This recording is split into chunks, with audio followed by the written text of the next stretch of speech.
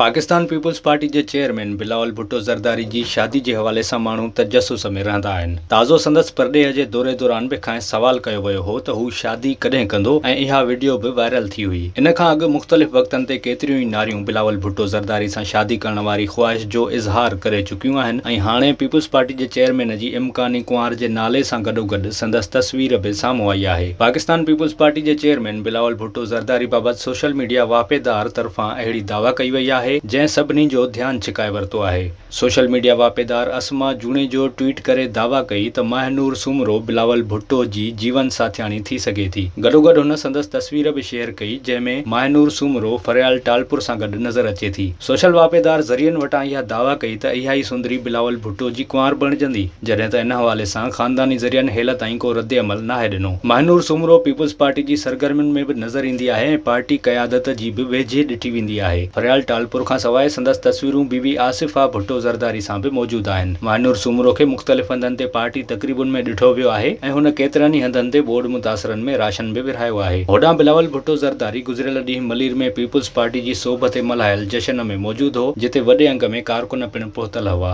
हिक पासे सोशल वापेदार इहे दावाऊं पिया कनि त हू बिलावल जी कुंवार बणिजंदी, त ॿिए पासे महनूर पारां इन्हनि ॻाल्हियुनि जी तरदीद कई वई आहे। महनूर पंहिंजे हिक ट्वीट में चयो आहे त मुंहिंजी शादी जे हवाले सां ख़बरूं ग़लति आहिनि। हुन ॿुधायो त बिलावल भुट्टो ज़रदारी संदसि पार्टी जो लीडर आहे ऐं पीपुल्स पार्टी सभिनी जियालनि जी फैमिली आहे।